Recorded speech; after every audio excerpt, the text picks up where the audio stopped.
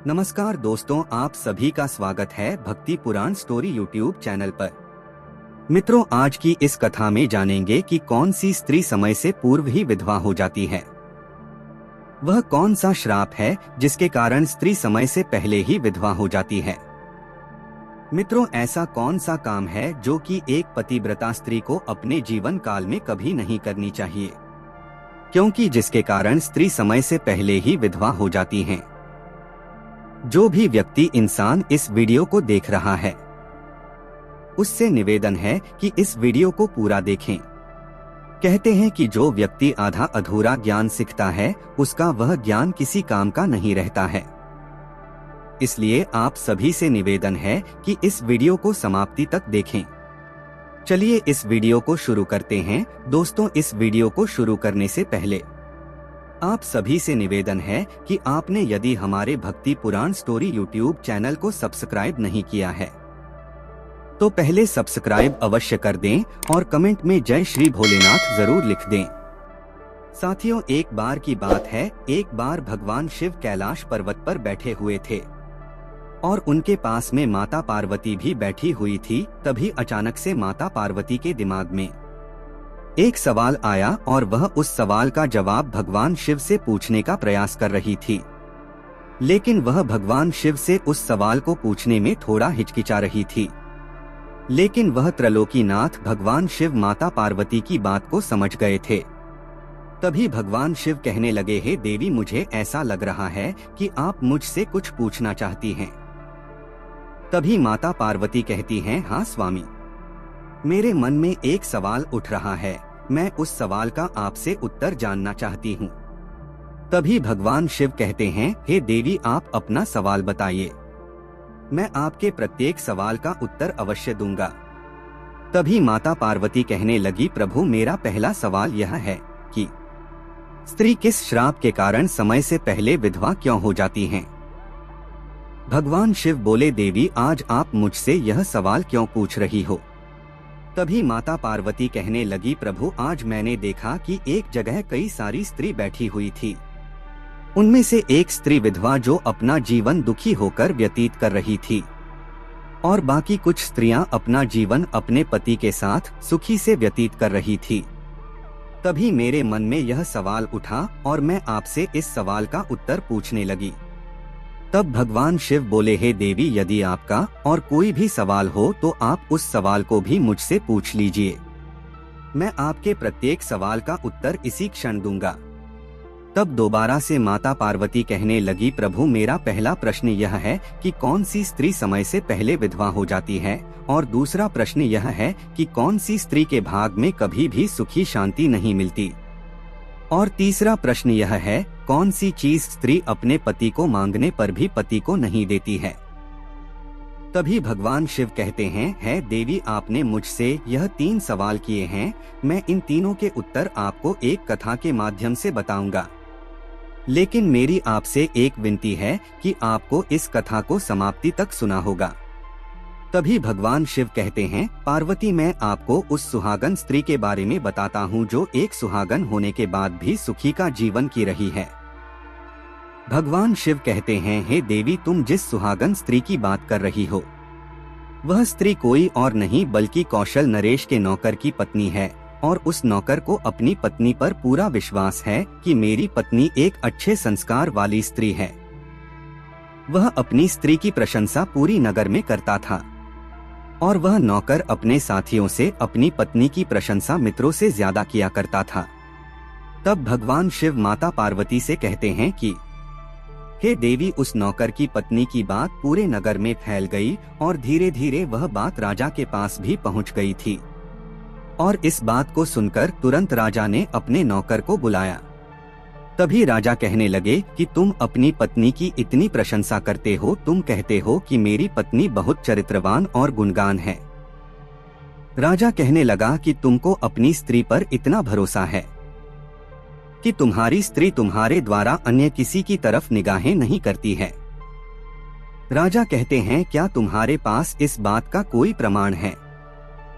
राजा की बात सुनकर नौकर कहने लगा कि महाराज, मुझे अपनी पत्नी पर पूरा विश्वास है। कि मेरी पत्नी एक चरित्रवान और गुणवान है। वह मेरे अलावा और किसी की और निगाहें नहीं करती है। इस बात को सुनकर राजा का मंत्री कहने लगा, महाराज ऐसे कैसे हो सकता है कि एक स्त्री अन्य पुरुष की तरफ निगाहें ना करें, वह अन्य पुरुष को ना देखें। फिर वह नौकर कहने लगा, महाराज यदि मैं इस नौकर का घमंड चूर चूर कर दूं और इसकी पत्नी का चरित्रवान धर्म नष्ट कर दूं, तो इस नौकर के लिए आप क्या सजा दोगे? तभी नौकर बोला, महाराज यदि मंत्री मेरी पत्नी का चरित्रवान धर्म नष्ट कर दें तो आप मुझको फांसी की सजा दे देना और आपको अपने मंत्री को भी सजा देनी होगी। राजा ने कहा, यदि जो इस लड़ाई में हारेगा उसके लिए हम फांसी की सजा दे देंगे।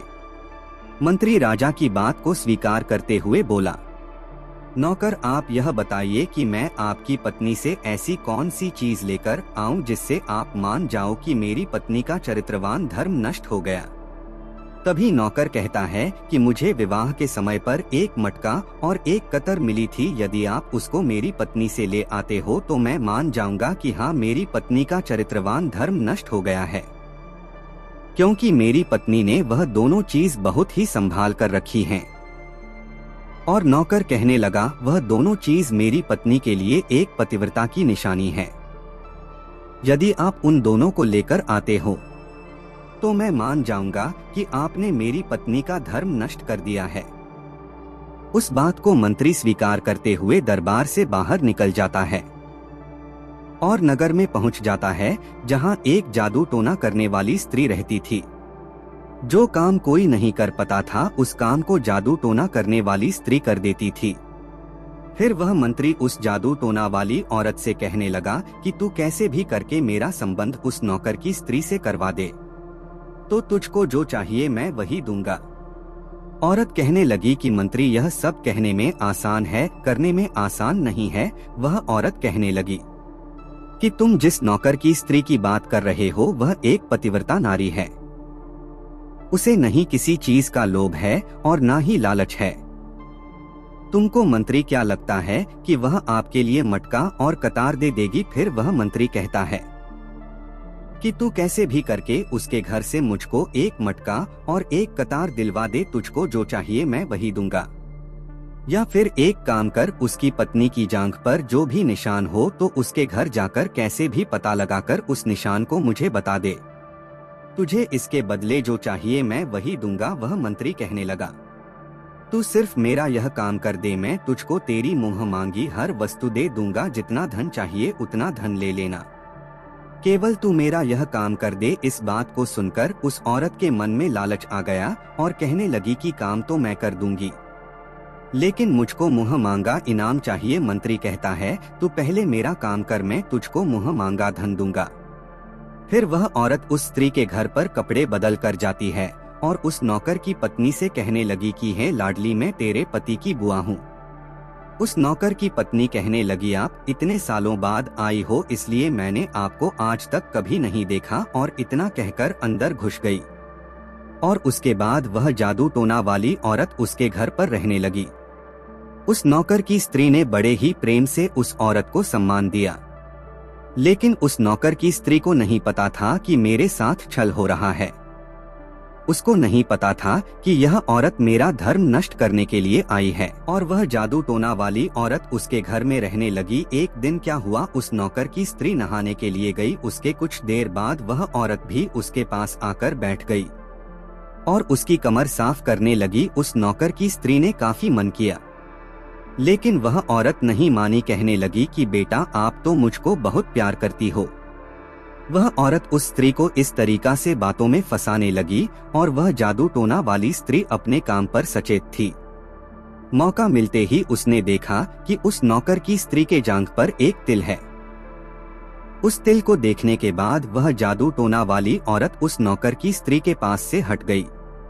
जैसे ही वह नौकर की स्त्री नहाने के बाद अपने घर का कामकाज करने लगी और मौका मिलते ही वह मटका और कतर चुराकर वह जादू टोना वाली औरत उस मंत्री के पास में आ गई और उस औरत ने उस मंत्री के लिए मटका और कतर दे दिया और मंत्री से कहा कि तुम जिस स्त्री की जंग की बात कर रहे थे उसकी जांघ पर एक तिल है, इतनी बात सुनने के बाद वह मंत्री मटका और कतर लेकर राजा के पास आ गया और राजा से कहने लगा, महाराज मैं नौकर की पत्नी के साथ 3 दिन रहकर आया हूँ और इस नौकर की पत्नी ने मेरे लिए मटका और कतर दिए हैं।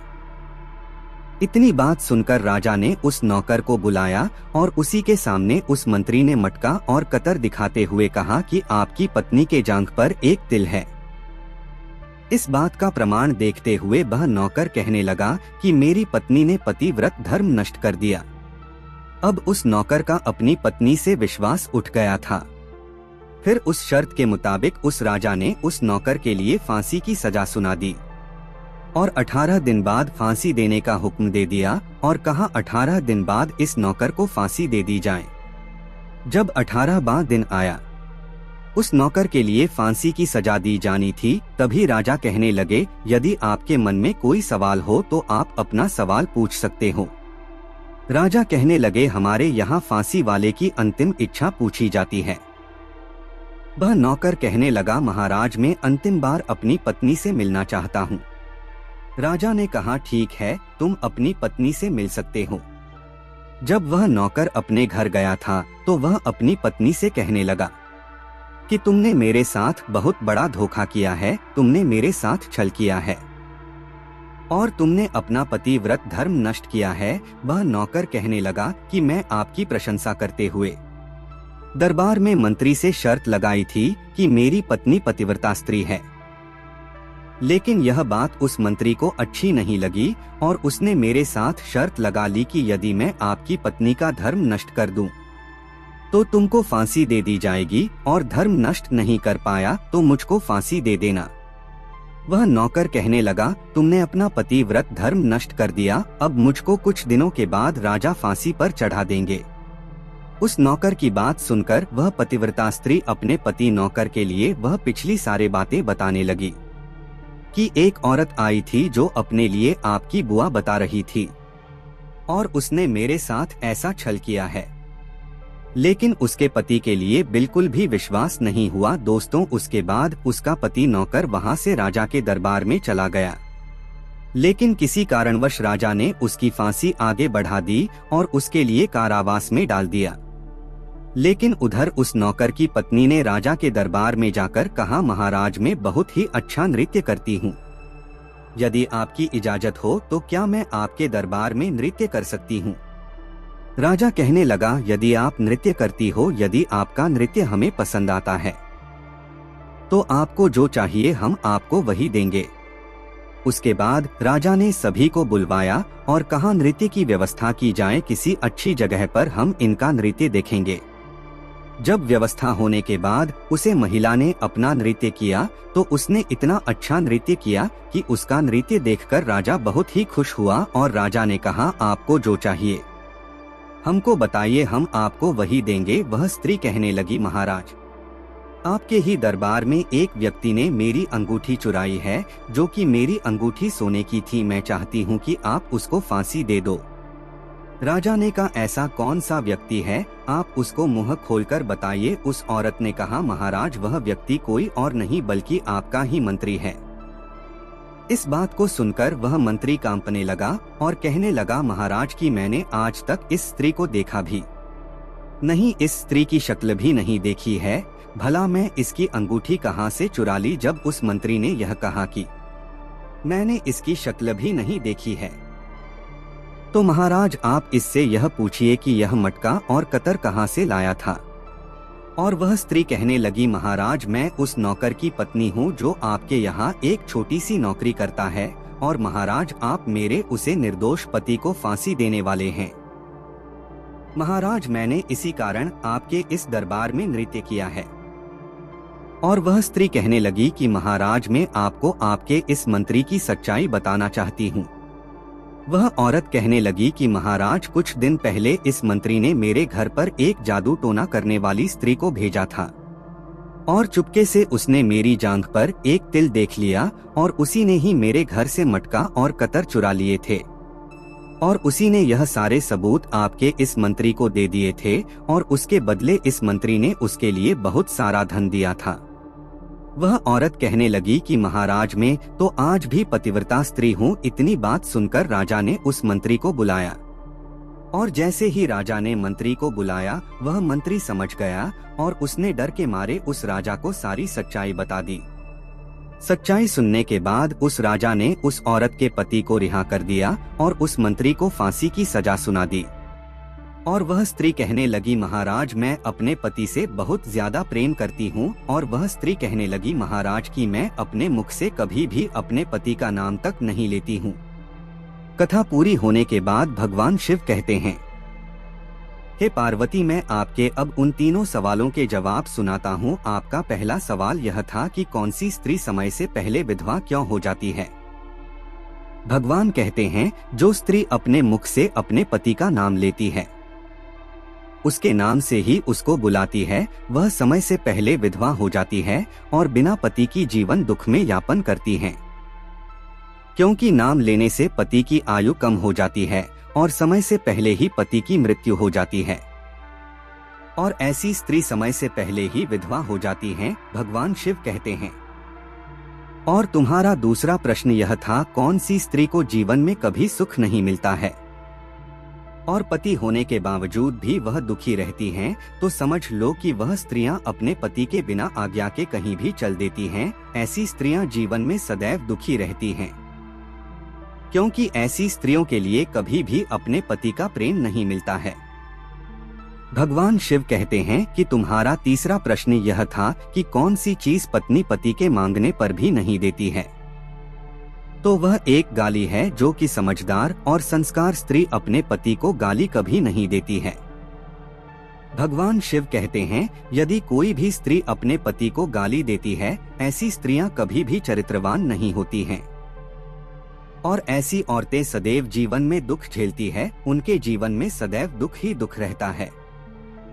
साथियों, यदि आपको यह कथा अच्छी लगी हो तो आपसे विनती है कि आप हमारे भक्ति पुराण स्टोरी यूट्यूब चैनल को सब्सक्राइब अवश्य कर दें और कमेंट में ओम नमः शिवाय जरूर लिख दें। धन्यवाद।